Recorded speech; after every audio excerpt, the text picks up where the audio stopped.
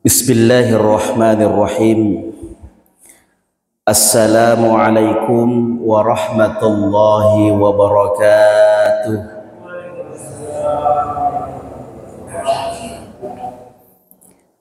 Alhamdulillahi rabbil alamin. Hamdan na'imin hamdan syakirin. Hamdan yuwafi wa yukafi mazida. Ya Rabbana lakal hamdu kama yanbaghi li jalali wajhikal karim wa 'azimi sultanik. Ashhadu an la ilaha illallah wahdahu la syarika lah irghaman liman jahada bihi wa kafar. Wa ashhadu anna Muhammadan 'abduhu wa rasuluhu la nabiyya ba'dah. Allahumma salli wa sallim ala sayyidina Muhammadin wa ala alihi wa ashabihi ajma'in. Kaum muslimin, Bapak Ibu jamaah maghrib yang insya Allah kita semuanya dirahmati Allah subhanahu wa ta'ala. Alhamdulillah, pada kesempatan malam ini kita kembali dipertemukan oleh Allah di tempat yang penuh dengan kemuliaan ini, dengan rutinitas pengajian seperti biasanya yang barangkali diagendakan setiap bulannya atau setiap pekannya di masjid kita ini. Semoga insya Allah dengan aktivitas kegiatan kita seperti ini senantiasa Allah mencurahkan berkah rahmat di kampung kita ini, di masjid kita ini, insyaallah. Amin ya rabbal alamin.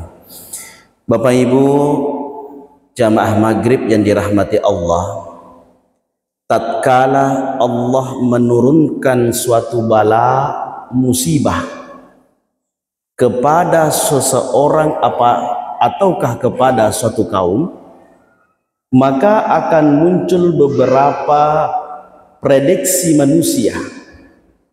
Kita pun akan bertanya-tanya, entah apakah bala musibah yang turun itu adalah ujian dari Allah karena tanda kasih sayang Allah kepada hambanya, ataukah prediksi kita yang kedua, apakah bala musibah yang turun itu merupakan azabnya Allah kepada suatu kaum, ataukah prediksi kita yang ketiga adalah apakah karena merupakan teguran dari Allah subhanahu wa ta'ala. Ketiga-tiga inilah mungkin saja terjadi kepada setiap hamba, setiap orang ketika Allah menurunkan bala atau musibah. Apa itu bala atau musibah? Yakni kaitannya sesuatu yang Allah timpakan kepada seseorang yang tidak disenangi. Jadi bisa saja motor Loki lo masih saya campur ya Pak ya, bahasa Bugis bahasa Indonesia. Kita datang ke masjid naik motor, mabuaki jatuh kita. Itu salah satu musibah bala. Nah, banyak orang kemudian memprediksi. Kenapa diprediksi? Maka apakah ini ujian? Apakah ini azab ataukah teguran? Karena itu bagian daripada ilmu Allah. Kita tidak tahu. Kita hanya bisa memperkirakan apakah icallaka, iujika, ya dengan ditegurka. Dan kata ulama kita bahwa ketiga-tiga itu bisa saja terjadi kepada setiap hamba. Kapan hal itu dikatakan sebagai suatu ujian? Ketika seseorang ditimpa suatu bala musibah dikatakan sebagai suatu ujian ketika orang yang ditimpakan sesuatu itu adalah orang yang beriman. Orang yang beriman diberikan ujian oleh Allah subhanahu wa ta'ala. Karena makadai andre guruta, saya pakai bahasa begitu, makadai andre guruta nareko sedie tomatepe na tuju sedie facoba, maka dia tidak boleh mengatakan ini azab. Pacallah denodi. Ketika orang beriman ditimpakan suatu bala musibah, maka dia tidak boleh mengatakan bahwa ini adalah azab Allah. Tetapi dia harus mengatakan ini adalah ujian dari Allah subhanahu wa ta'ala. Walaupun kita tidak tahu bahwa benarkah ini adalah ujian, tetapi kita harus berprasangka baik kepada Allah bahwa setiap yang menimpa kita adalah ujian bagi orang yang beriman. Kenapa? Ada jaminannya Rasulullah. Jaminan dari Rasulullah, keutamaan umatnya Rasulullah, apabila ditimpakan suatu bala musibah, maka dia bukan azab, karena azabnya umatnya Rasulullah ditangguhkan sampai hari kiamat, diberikan kesempatan untuk bertaubat di dunia. Jadi umatnya Nabi Muhammad bukan azab, sedangkan umat-umat terdahulu itu ketika melakukan dosa kemaksiatan 1, 2, 3 hari, Allah pun timpakan azab baginya. Jadi aku toma tepa aja toma kada facalah aja akada bawa ni nafoji ki fuang Allah taala, mabuaki maga kita dengi duita nafoji ki fuang Allah taala. Allah sayang kepada kita. Mana dalilnya mengatakan Allah sayang kepada seseorang ketika ditimpakan suatu bala, suatu musibah? Rasulullah sallallahu alaihi wasallam dalam sabdanya, inna 'izamal jaza ma'al 'izamil bala, sesungguhnya besarnya 'izamil jaza, pahala yang Allah sediakan itu tergantung dari besarnya bala musibah yang Allah timpakan bagi seseorang. Maksudnya semakin besar ujiannya, semakin besar pula pahala yang Allah siapkan. Kenapa datang ke masjid itu berat, apalagi subuh? Karena pahalanya surga. Seandainya ringan, mungkin pahalanya keropok, ya. Karena berat, surga pahalanya yang Allah berikan kepada kita. Masya Allah. Lanjutannya hadis, wa inna Allah idza ahabba qauman ibtalahum. Allah kalau cinta kepada kaum, Allah cinta kepada seseorang, Allah cinta kepada suatu kaum, ibtalahum, maka pasti Allah akan memberikan ujian. Jadi tanda cintanya Allah kepada kita, diberikan ujian, diuji kita dengan berbagai macam ujian.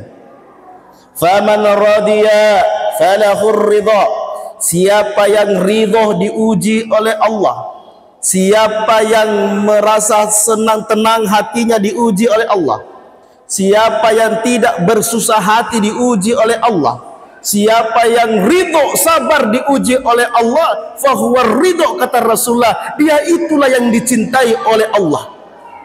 Faman sakhita, tapi barang siapa yang murka, marah, bersusah hati ketika diuji oleh Allah, fahuwa sakhat, maka dia itulah yang dibenci oleh Allah Subhanahu wa taala. Maka hendaklah kita bersenang hati, bukan berbahagia maksud dalam hal negatif. Senangnya saya diuji, bukan juga ya. Bukan kita ingin meminta sesuatu yang tidak mungkin kita bawa, tapi yakin bahwa Allah memberikan ujian itu sesuai dengan kemampuan seseorang. Di dalam Al-Quran disebutkan, la yukallifullahu nafsan illa wus'aha. Allah tidak akan membebankan seseorang sesuatu yang tidak mampu dia pikul. Maka mohon maaf Bapak Ibu, surat-suratku mana, apapun ujian yang menimpa, yang kita hadapi sekarang, yakin pasti kita bisa hadapi. Karena Allah menimpakan ujian itu, karena Allah tahu hambaku ini pasti bisa melewati. Maka orang yang bunuh diri ketika diuji oleh Allah, serasa tidak mampu menghadapi ujiannya, sebenarnya mereka keluar dari fitrahnya, karena yakin apapun ujian kita pasti bisa dijalani. Dan tidak ada orang di masjid ini ataukah di luar masjid ini yang tidak punya ujian. Ada semua ujian, tak Pak? Ibu, Bapak, mungkin ada yang mau angkat tangan yang mengatakan, Ustadz, saya tidak ada ujianku. Ada Pak di sini tidak ada ujiannya? Ada? Di sini tidak ada masalahnya? Ada semua. Mungkin kita diuji oleh Allah masalah ekonomi, Mungkin masalah ekonomi selesai, aman Ustadz ekonomi, tapi saya diuji dengan istri saya. Kenapa istrinya Bapak? Istri saya suka marah-marah di rumah Ustadz. Nah, itu ujian juga Pak. Istri saya aman Ustadz, soleha Ustadz, tapi anak saya Ustadz, susah saya arahkan untuk sholat, susah saya arahkan untuk beribadah kepada Allah. Mungkin istri kita, anak kita, barangkali ada persoalan tetangga lagi.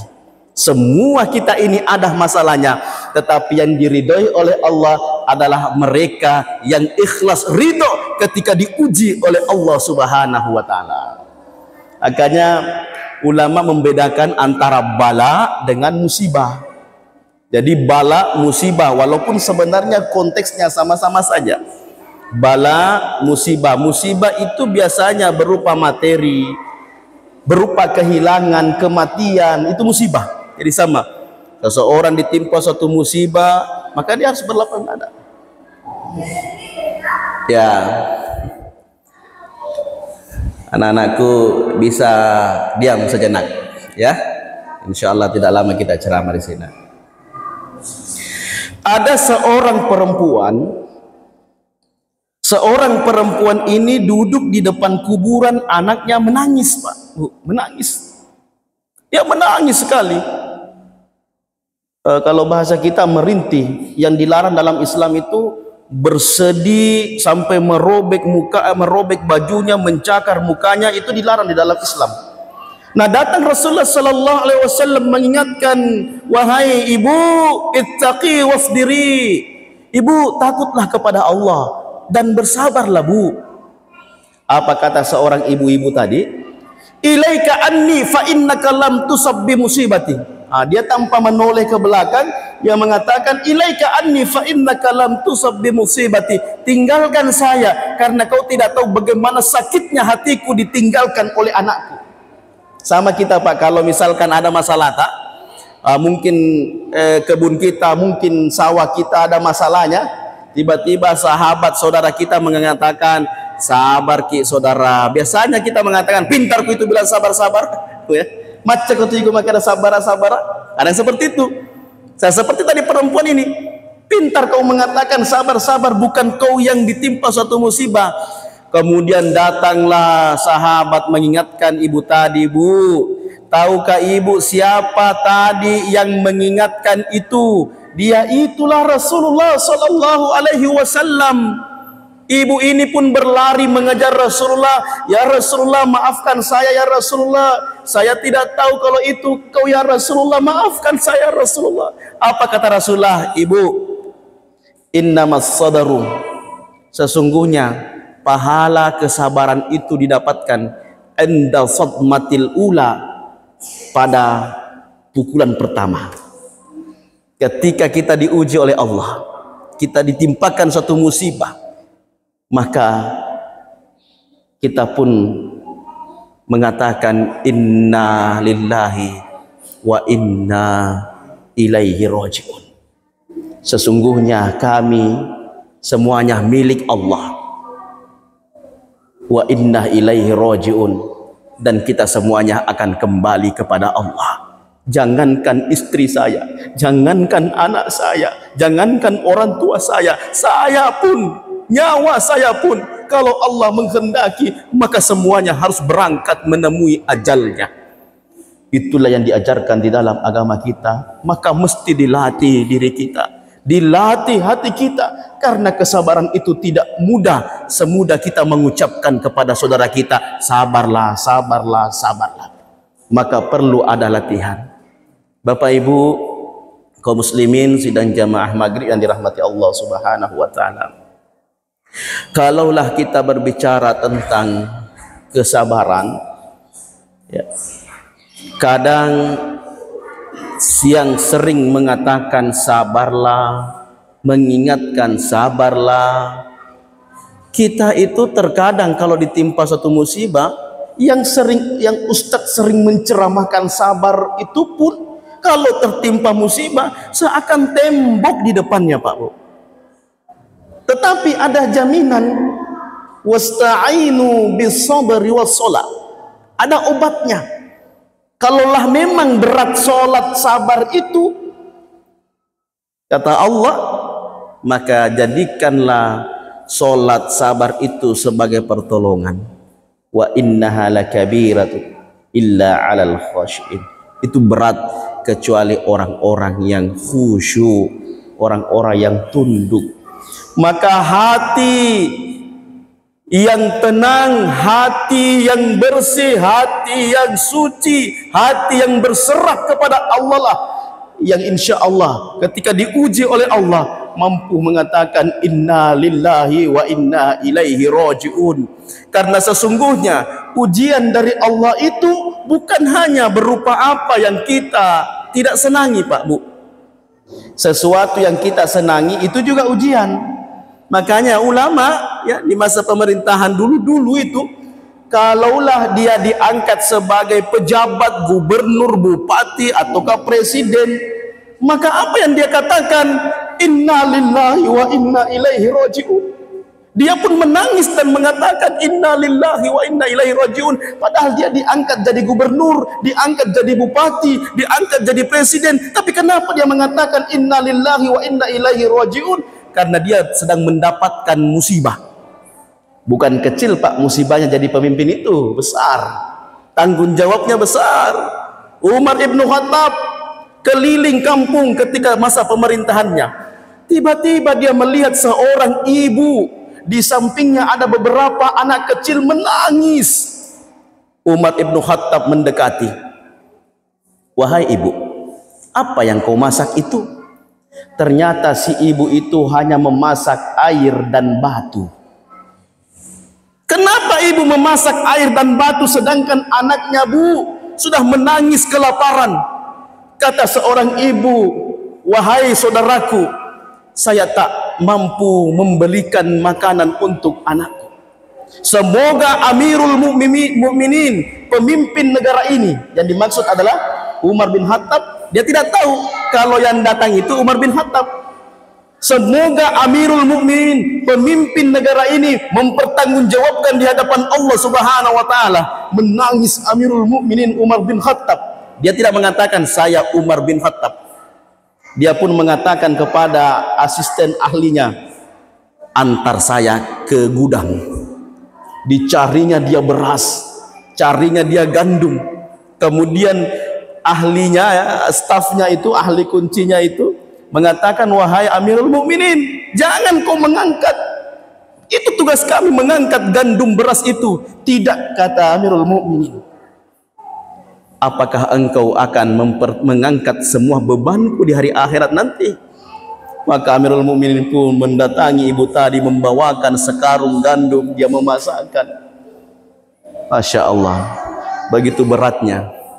Maka ya itu tadi, pantas ketika orang-orang terdahulu diangkat jadi pemimpin, dia menangis, Pak. Dia menangis sampai-sampai ada yang dipenjara karena ingin diangkat sebagai gubernur, tapi dia menolak, dipenjara dia. Kenapa? Dia khawatir, dia takut bagaimana besarnya tanggung jawabnya di hadapan Allah Subhanahu wa taala. Kullukum ra'in wa kullukum mas'ulun an ra'iyah.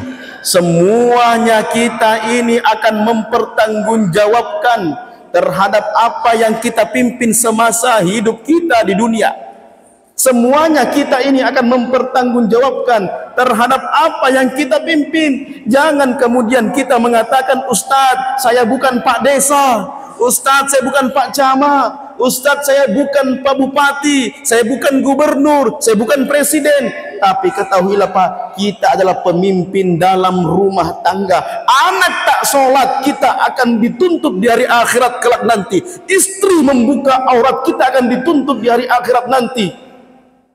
Mohon maaf, ada seorang laki-laki bisa saja terjadi, dia sudah sibuk dengan urusan pengajiannya, sibuk dengan berjamaahnya, tapi kenapa di hari akhirat ketika dia melangkah masuk ke dalam surga, kemudian dia pun diteriaki, tidak pantas engkau masuk surga. Kenapa? Padahal dulu rajin berjamaah, sholat subuh tak ditinggalkan, pengajian aktif, bersedekah di sana kemari, umroh hajinya bolak-balik, berapa banyak masjid dibangun. Betul, kata anak istrinya, betul ya Allah. Tapi ada satu hal kewajibannya di dunia, dia sibuk dengan urusannya sendiri, dia sibuk dengan pengajiannya sendiri, dia sibuk dengan berjamaahnya, dia lupa membangunkan saya untuk sholat subuh. Dia tak pernah menyuruh saya anaknya untuk beribadah. Dia membiarkan saya dalam kemaksiatan. Pada hari ini aku pun menuntutnya, ya Allah. Maka itu yang kita khawatirkan bersama, Pak Bu. Itulah sebabnya ibda binafsika thumma li ghairika. Kita memulai dari diri kita, thumma li ghairika, kemudian yang lainnya. Kenapa? Semuanya kelak nanti akan dipertanggungjawabkan di hadapan Allah. Kecuali sudah diingatkan, sudah dibangunkan, tapi memang tidak mau, itu sudah lepas daripada tanggung jawab kita. Tapi kapan tanggung jawab seorang bapak, seorang suami terlepas? Bukan hanya sekali menyampaikan saja, sekali menyampaikan, lepas nak ustaz kurani pedang, bukan. Tapi seorang bapak kepada anaknya, seorang suami kepada istrinya, itu tugasnya seperti dai, ustadz, guru kepada muridnya. Sampai akhir hayat tidak akan berhenti, Pak. Sampai kemudian kita wafat, barulah kemudian kita berhenti menasehati anak istri kita. Maka selama hayat masih dikandung badan, maka di saat itulah kita punya kewajiban untuk menyampaikan. Mohon maaf, ini yang pertama. Ya, jangan sampai habis waktu, saya lanjutkan kembali lagi bahwa kita memprediksi ujian yang menimpa kita itu karena kasih sayang Allah. Ya, bala, musibah yang menimpa seseorang, yakinlah bahwa itu adalah ujian, tanda kasih sayang Allah kepada kita. Di dalam hadis lain disebutkan, "Idza aradallahu bi 'abdihi khairan." Sesungguhnya ketika Allah menginginkan kebaikan kepada hambanya, ajjalalahu uqubatan fid dunya, maka Allah menyegerakan hukumannya di dunia. Itu kalau Allah sayang, Allah cinta. Jadi kita yang selalu dapatkan musibah, bala, jangan berputus asa. Ustaz, kenapa saya ini sedikit-sedikit dapat bala, sedikit-sedikit dapat musibah? Jangan berputus asa. Barangkali kita termasuk dalam hadis Rasulullah bahwa kita sudah diberikan di dunia. Malah orang yang lurus-lurus di dunia, enak-enak, nyaman-nyaman, semuanya tak terkendala. Si anu ustaz tidak pernah sholat tapi kaya. Si anu ustaz selalu menghina tapi kaya. Si anu ustaz tapi sukses. Kenapa? Ingat, di dalam agama kita ada yang disebut dengan istidraj. Apa itu istidraj? Diulur. Dibiarkan dalam kesenangannya di dunia. Dibiarkan begitu Allah ketika Allah membenci. Allah benci kepada seorang hambanya, Allah tak senang kepada seorang hambanya. Maka diulur, dibiarkan. Seperti ketika main layang-layang. Orang yang main layang-layang itu, Pak Bu, kalau layang-layang, bahasa Ogina, pasajang, janak-janak pasajang. Kalau orang main layang-layang, itu kalau baru 2 meter, 3 meter, 10 meter, putus layang-layang, masih enak dikejar, disambung ulang, diterbangkan kembali. Tapi kalau sudah 200 meter, 1 kilo di atas tingginya, tiba-tiba putus, dan oleh lelungi, tidak bisa dikejar, Pak. Dibiarkan saja pergi begitu saja. Itu contoh istidraj, dibiarkan, sengaja dikasih tinggi kemudian diputuskan. Maka saya ingin mengatakan, jangan pernah berprasangka buruk kepada Allah. Apapun yang menimpa kita, yakinlah bahwa itu pasti yang terbaik yang Allah berikan. Hanya saja kita tidak tahu apa kebaikan dibalik daripada itu. Kita cukup bersabar, menanti, dan insya Allah yakin bahwa dibalik semua ini ada hikmah besar yang disimpan oleh Allah Subhanahu wa Ta'ala. Allah, Pak, kalau ingin mengangkat derajat seseorang, gampang, mudah sekali, Pak. Nggak perlu berbicara menit, detik bisa saja. Allah kalau ingin menjatuhkan seseorang, mudah, gampang, tak perlu berbicara menit. Bapak Ibu yang main Facebook, yang media sosial, yang lihat di berita, mohon maaf saya tidak menyebutkan namanya, seorang ustadz tabligh akbar menghinakan penjual es, mengatakan ini, tiba-tiba Allah angkat dan kemudian Allah jatuhkan. Pak, tapi di antara semua itu ada hikmah. Kita yang jauh dari sana, yang tidak ikut pengajian, tolong jangan menghujat. Karena itu juga ujian bagi kita. Banyak orang yang menghujat, di-share, dibagikanlah di grup di mana, dijelek-jelekanlah seorang ustaz tadi, dibuatlah seperti apa. Ingat, semuanya ada dosanya. Sang ustaz berilmu, tahu cara taubat, datang kepada orang yang dizolimi, minta kepada Allah pengampunan, selesai masalahnya. Tapi kita yang men-share sampai orang yang tidak tahu, sampai orang yang tidak menghinakan, kemudian menghinakan. Bisakah kita ke Pulau Jawa untuk meminta maaf langsung kepada ustadznya? Tidak bisa. Maka saya sampaikan kepada jamaah saya di KB, di mana, di Terelu, tolong jangan ikut-ikutan. Kenapa? Semuanya kelak nanti akan dipertanggungjawabkan di hadapan Allah Subhanahu wa taala. Yang kita pakai ini sekarang, Pak, jam tangan, surban, baju, belum tentu kita mampu mempertanggungjawabkan hisabnya di hadapan Allah Subhanahu wa taala. Tidak ada yang membuat hati kita menangis di tengah malam kecuali merenungkan dan mengingat hisabnya nanti di hari kiamat. Semuanya akan dihitung, bahkan nafas kita yang keluar, yang kita hirup setiap detiknya, semuanya kelak nanti akan dipertanggungjawabkan di hadapan Allah Subhanahu wa taala. Maka dari itu, kita akhir zaman ini hanya perlu lebih banyak memandang, melihat diri kita sendiri. Jangan terlalu banyak menilai orang, jangan terlalu banyak menilai kekurangan seseorang, tapi lebih banyaklah menilai diri kita. Kata ulama kita, kalau engkau keluar dari rumah, maka katakanlah dalam hatimu, semua orang di luar adalah orang baik-baik, saya ini orang yang banyak dosa. Jangan terbalik. Kalau kita keluar rumah, jangan mengatakan siapa gitu, nah saya di sini paling pintar. Nah itu Pak, jangan sampai. Kenapa? Hati itu akan kotor. Kalau hati kotor, tidak lama hati sakit. Hati sakit, maka hati itu akan mati. Fi qulubihim maradun, di dalam hatinya ada penyakit. Fazadahumullahu marada, Allah tambahkan sakitnya, kemudian hatinya mati, tidak dapat menerima hidayah Allah Subhanahu wa taala. Bapak Ibu yang dirahmati Allah Subhanahu wa taala, ini yang pertama, ujian. Masih ada waktu mungkin Pak? Masih ada ya? Mohon ditegur ya kalau sudah sampai waktunya. Yang kedua, bisa berupa azab. Tapi kapan musibah bala itu berupa azab? Ketika orang itu sudah durhaka, kafir. Seperti dimisalkan, dicontohkan di dalam Al-Quran, kaum Nabi Soleh, namanya kaum Samud, di mana kaum Samud ini tidak mau menerima peringatan dari nabinya, dia menolak nabinya. Kemudian Allah karena sayang kepada nabinya, Allah menurunkan mukjizatnya, memperlihatkan mukjizat Nabi Soleh.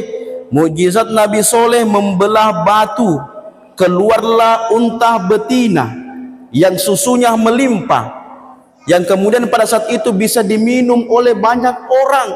Tapi apa yang terjadi? Karena kaumnya Nabi Soleh ini menolak, maka dia pun bahkan membunuh unta tersebut. Maka diusirlah Nabi Soleh. Orang-orang di kampung itu pun mengatakan, di negeri itu pun mengatakan, silakan, kalau memang Tuhanmu kuasa wahai Soleh, mana azabnya? Berlalulah hari, 2 hari, 3 hari, 1 minggu.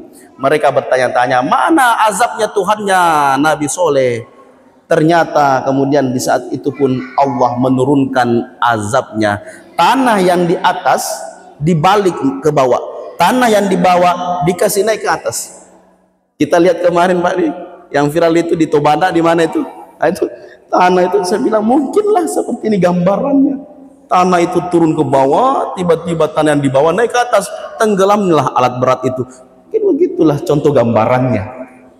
Nabi Lut sama kaumnya. Nabi Lut laki-laki sukanya sama laki-laki, Pak, Bu. Laki-laki menikah dengan laki-laki.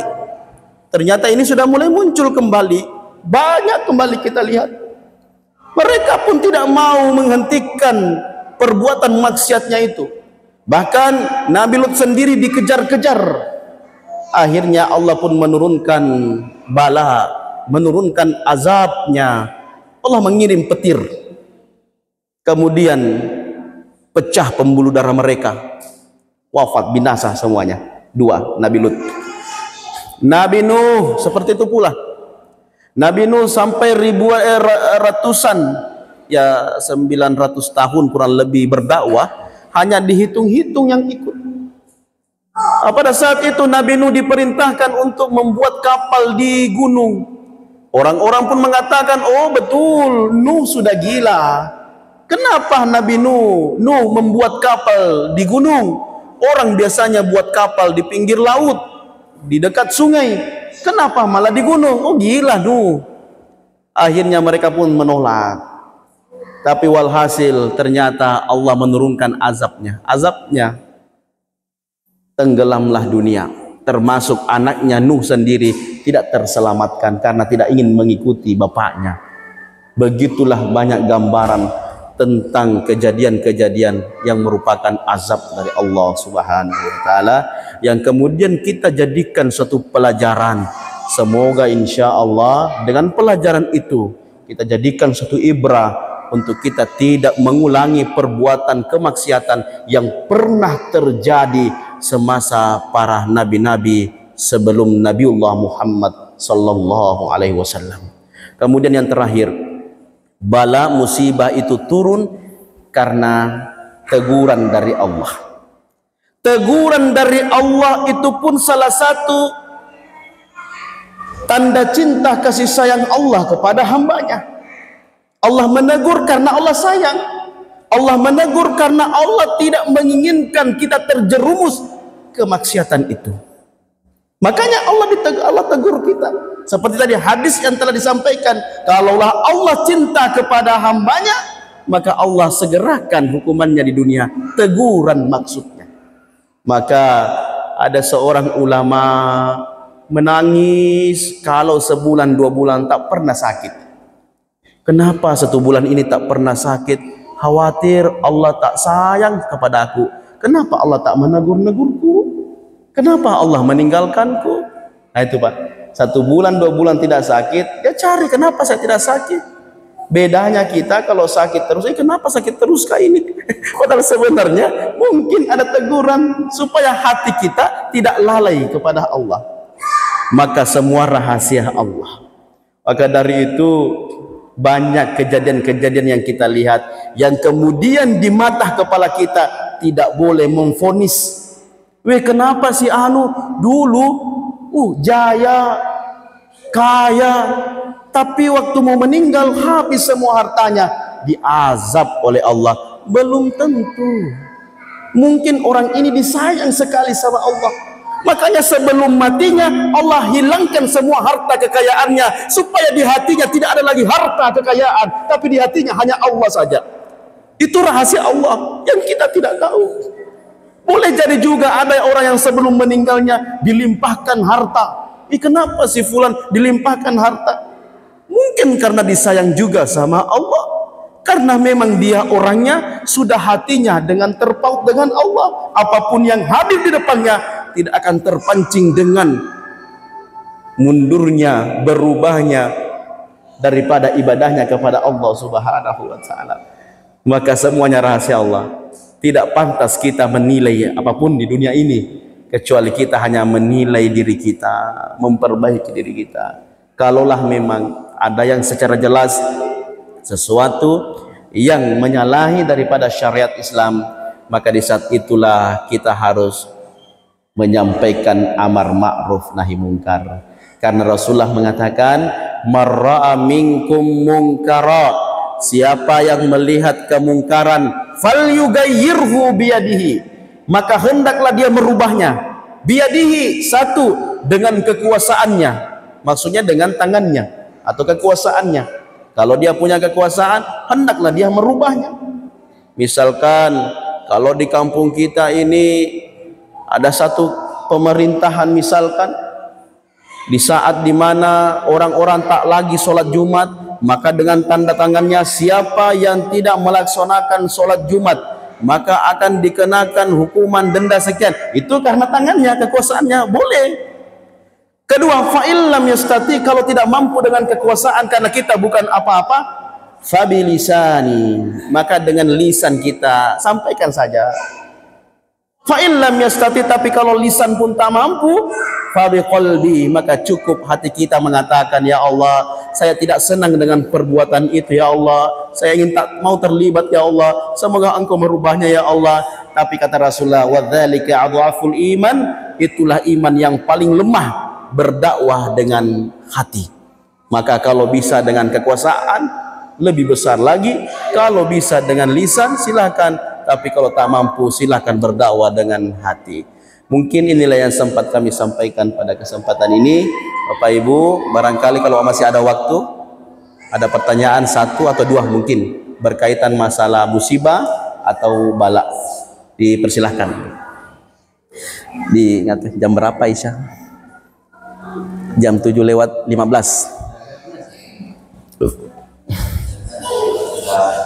Ya, bunyi ya. Ya. Ada pertanyaan, Bapak Ibu?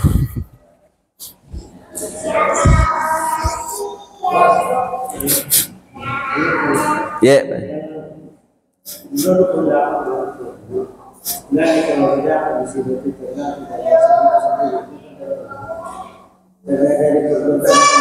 Ya. Baik. Baik. Ya, terima kasih Pak Haji.